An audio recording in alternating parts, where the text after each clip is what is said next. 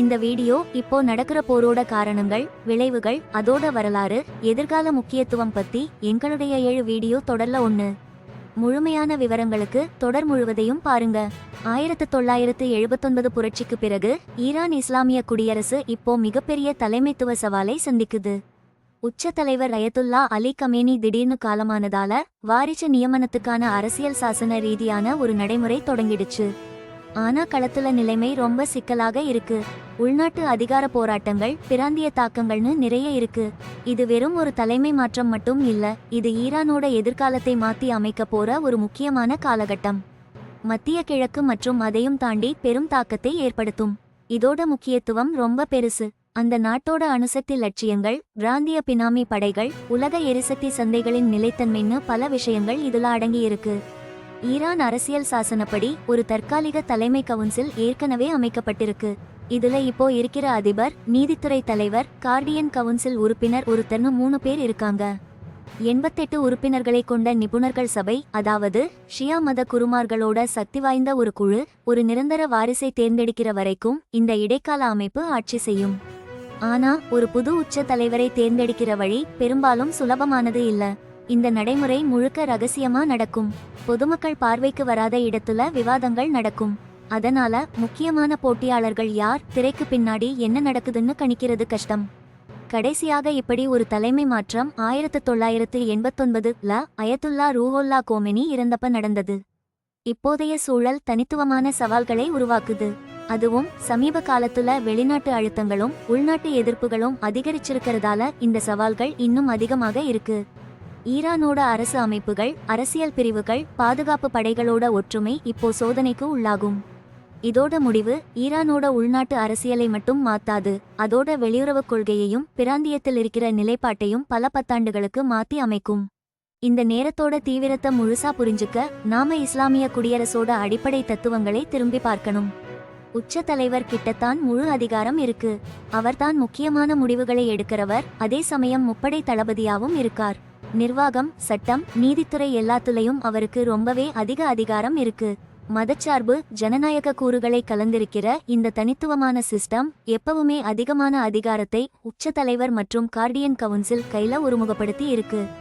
நிபுணர்கள் பேரவைக்கு உச்ச தலைவரை நியமிக்க, கண்காணிக்க, ஏன் நீக்க கூட அதிகாரம் இருக்குன்னு அரசியலமைப்பு சொல்லுது.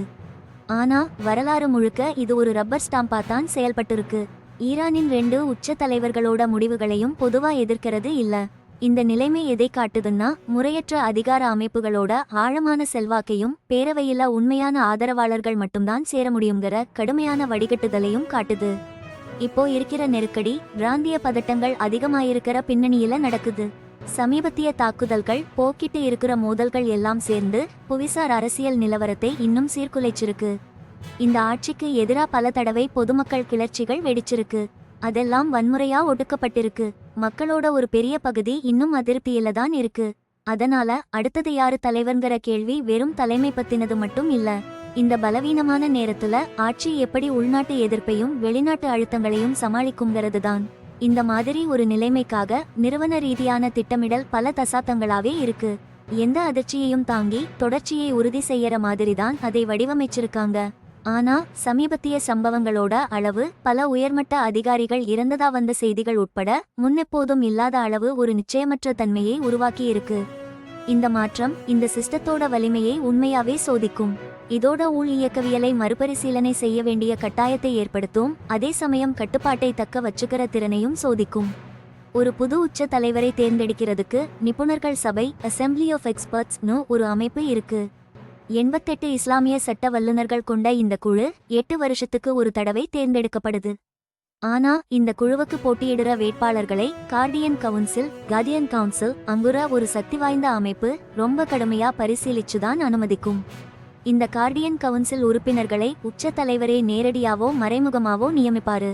இந்த பரிசீலனை முறையினால வாக்காளர்களோட தேர்வு ரொம்பவே குறைஞ்சிடுது. மேலும் ஆட்சியாளர்களுக்கு ஆதரவான ஆட்கள் மட்டும்தான் அந்த சபையில இருக்கிறாங்கன்னு இது உறுதிப்படுத்துது. அதனால இந்த தேர்தல்கள் உண்மையான ஜனநாயக தேர்தல்கள் இல்லைன்னு நிறைய குற்றச்சாட்டுகள் இருக்கு. ஒரு புது தலைவரை தேர்ந்தெடுக்கிறதுக்கு சில கண்டிப்பான நிபந்தனைகள் இருக்கு. அவர் ஒரு திறமையான இஸ்லாமிய சட்ட வல்லுநரா, நேர்மையானவரா, பத்திமானா இருக்கணும். அரசியல், சமூக விவகாரங்கள்ல நல்ல பரிச்சயம் இருக்கணும். கூடவே தலைமை பண்பும் அவசியம். ஆனா நிஜத்துல இந்த தேர்வு வெறும் தகுதி அடிப்படையில மட்டும் நடக்கிறதில்லை. உயர்மட்டத்தில இருக்கிறவங்களோட பேரம்பேசல்களும் சக்தி வாய்ந்த நிறுவனங்களோட விருப்பங்களும் சேர்ந்துதான் ஒரு சிக்கலான முறையில இதுல செல்வாக்கு செலுத்துது. இந்த வெளிப்படைத்தன்மை இல்லாத விஷயத்துல யார் யாரெல்லாம் முக்கிய பங்கு வகிக்கிறாங்கன்னா, இப்போதைய உச்ச தலைவரோட உள்வட்டாரத்துல இருக்கிறவங்க, நகர்ல இருக்கிற மத பள்ளிகள்ல இருக்கிற முக்கியமான மத குருமார்கள். இது எல்லாத்தையும் விட முக்கியமா இஸ்லாமிய புரட்சிகர பாதுகாப்பு படை, Islamic revolutionary card corps IRGC யும் ஒரு முக்கிய சக்தி. உச்ச தலைவருக்கு நேரடியா விசுவாசமா இருக்கிற ஒரு சிறப்பு படைதான் இந்த IRGC. இவங்களோட செல்வாக்கு இராணுவம், உளவுத்துறைன்னு மட்டுமில்லாம அரசியல், கல்வி, பொருளாதாரம்னு எல்லா துறைகள்லையும் ரொம்ப பரவியிருக்கு. புரட்சிகர மதிப்புகளை பாதுகாக்கிறதுதான் இவங்களோட முக்கிய வேலை. இதனால உள்நாட்டு அரசியல், வெளிநாட்டு கொள்கைன்னு எல்லாத்துலயும் இவங்களுக்கு பெரிய செல்வாக்கு இருக்கு. நாட்டு அதிபரை விடவும் IRGCக்குத்தான் அதிக சக்தி இருக்குன்னு பல நேரங்கள்ல கருதப்படுது. ஒரு நிரந்தர தலைவரை சீக்கிரமா நியமிக்கணும்னு IRGC வலியுறுத்துறது இந்த வாரிசு நியமனத்தோட முடிவை தீர்மானிக்கிறதுல இவங்களோட முக்கிய பங்கை தெளிவா காட்டுது. இந்த தேர்வு வெறும் மத ரீதியான இல்ல சட்டப்பூர்வமான சும்மா ஒரு சடங்கு இல்ல. இது ஒரு பெரிய வியூக ரீதியான முடிவு. இந்த உயர்மட்ட சக்திகளுக்கு இடையிலான அதிகார சமநிலையைத்தான் இது பிரதிபலிக்கும். இந்த தலைமை மாற்றம் ஈரான் எல்லைகளை தாண்டி பிராந்திய ஸ்திரத்தன்மை, உலக எரிசக்தி சந்தைகள், அப்புறம் பன்னாட்டு இராஜதந்திரத்தின் எதிர்காலம்னு எல்லாத்துலயும் பெரிய தாக்கத்தை ஏற்படுத்தும். அரசியலமைப்புப்படி ஒரு சுமூகமான தலைமை மாற்றம் நடக்கும்னு சொல்லிருந்தாலும் அதுக்கு எந்த உத்தரவாதமும் இல்லை. ஈரான் அரசியல் களத்துல பழமைவாதிகள், சீர்திருத்தவாதிகள், மத்தியவாதிகள்னு பல குழுக்கள் இருக்காங்க. ஒவ்வொருத்தருக்கும் தனித்தனியான கொள்கைகளும் யோசனைகளும் இருக்கு. அதனால இவங்களுக்குள்ள மோதல் வரதுக்கு நிறைய வாய்ப்பிருக்கு. இப்போ இருக்கிற இந்த நெருக்கடி இந்த உள்நாட்டு பிளவுகளை இன்னும் அதிகமாக்கியிருக்கு. ஆளும் வர்க்கத்துக்குள்ளேயே இருக்கிற ஆழமான வேறுபாடுகளை இது வெளிச்சம் போட்டு காட்டியிருக்கு. IRGC-யும் மற்ற பாதுகாப்பு படைகளும் இப்போ இருக்கிற இந்த பலவீனமான காலகட்டத்துல நாட்டுக்குள்ள கட்டுப்பாட்டை நிலைநாட்டுறதுலயும், ஏதாவது போராட்டங்களோ அல்லது கலவரங்களோ வந்தா அதை கையாள்றதுலயும் ரொம்ப முக்கிய பங்காற்றும். எதிர்ப்புகளை ஒடுக்குறதுல அவங்களோட திறமையும் விருப்பமும் தான் ஆட்சியோட நிலைத்தன்மையை தீர்மானிக்கும் முக்கிய அம்சமா இருக்கும். வெளியுறவுக் கொள்கை தொடருமாங்கிறது இன்னொரு முக்கியமான கவலையா இருக்கு. ஈரானோட வெளியுறவுக் கொள்கைகள் பெரும்பாலும் தனிநபர்களை விட அமைப்புகளோட நலன்களாலதான் தீர்மானிக்கப்பட்டாலும், புதிய தலைமை பொறுப்பேற்கும் நபர், அணுசக்தி திட்டம், பினாமி ஆயுத குழுக்களுக்கு ஆதரவு, அப்புறம் பிராந்திய உலக நாடுகளுடனான உறவுன்னு எல்லா விஷயத்திலையும் தாக்கத்தை ஏற்படுத்தலாம்.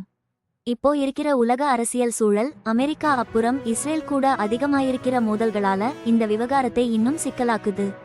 ஈரானோட வெளியுறவுக் கொள்கைகள், குறிப்பா சீனா, ரஷ்யா மாதிரி கிழக்கு நாடுகளை நோக்கி அதோட கவனம் திரும்புறது தொடர்ந்து நடக்கும்னு எதிர்பார்க்கப்படுது.